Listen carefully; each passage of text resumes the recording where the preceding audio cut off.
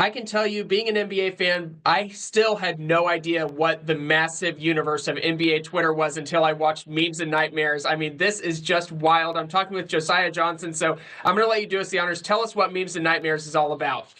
What's up, Trevor? So Memes and Nightmares, just a film that takes a look at the social media basketball community at large, like you said, NBA Twitter, and really kind of takes a deep dive into the world. And it also shows that memes ain't always what they seem. So, I'm heavy in meme culture. It's really helped change my life, giving me a lot of opportunities, including being able to do a film with LeBron James and Mav Carter, and the good folks at Anscape and Starry. So really just showing the impact that memes have not only on the culture but also on the people that are using those memes. So one of the central plot points of our film is that J.R. Smith squinting meme, which people may know from back in the day. It was really heavy back in 2017, 2018, 2019. But one of the most essential memes in the NBA Twitter community goes missing. Me and my co-star Jamel Johnson go on a hunt trying to find it. And not just to try to find the meme, we find ourselves in the process, learn a lot about each other, learn a lot about the culture of NBA Twitter. So for me to see this thing, we've been working on this project for over 3.5 years now. Been a labor of love. See it now finally come out.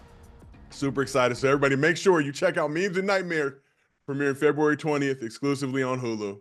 You are so right. I mean, you just did my whole job for me. I love that. I do a little promo too in my He's doing it. time. But like you mentioned, LeBron James, I mean, come on. Like Michael Jordan, LeBron James, whoever you think the GOAT is, obviously there's two, but LeBron James being an executive producer on your movie, how does that come about? How do you get in contact and get that partnership to work? You got to throw Kobe in there as well. So there is a three-headed monster. Whoever your GOAT is, I support you. Just so happens my GOAT is LeBron James. So this thing really started back in 2021. I was tweeting playoff basketball as I tend to do, just as a creative release, creative outlet. Happened to post a funny meme that LeBron got his attention. He ended up calling me the GOAT. For me, that just kind of started just an amazing run. We ended up following each other. Ended up doing some work with his company, Spring Hills, and his other company, Uninterrupted. In about 2022, early 2022, they reached out and they said, well, hey, would you ever be interested in doing, a film or a documentary or a mockumentary on NBA Twitter in the world? And for me, the most important thing, I had to make sure it was funny, had to make sure it was representative of not only LeBron, but also myself. I set a high standard for myself.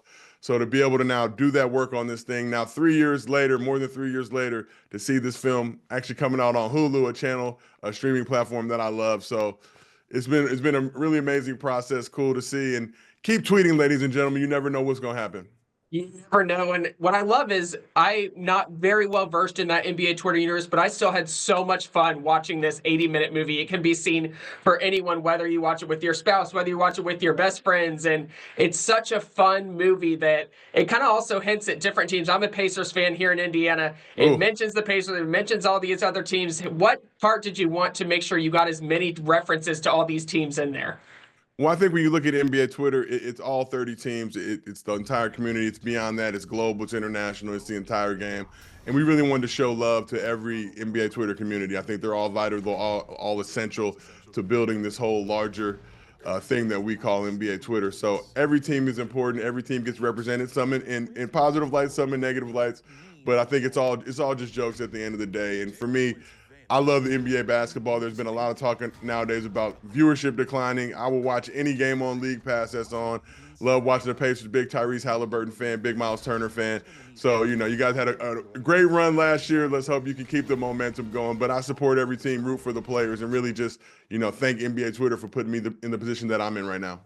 Love the shout out to the Pacers. And I want you to explain more of NBA Twitter to us. Obviously, people outside of NBA Twitter will see James Harden doing the shrug or the J.R. Smith squints, what this movie's all about. But these originated through NBA Twitter, through your platform. Explain to us what NBA Twitter is, kind of the explainer for dummies, if you will.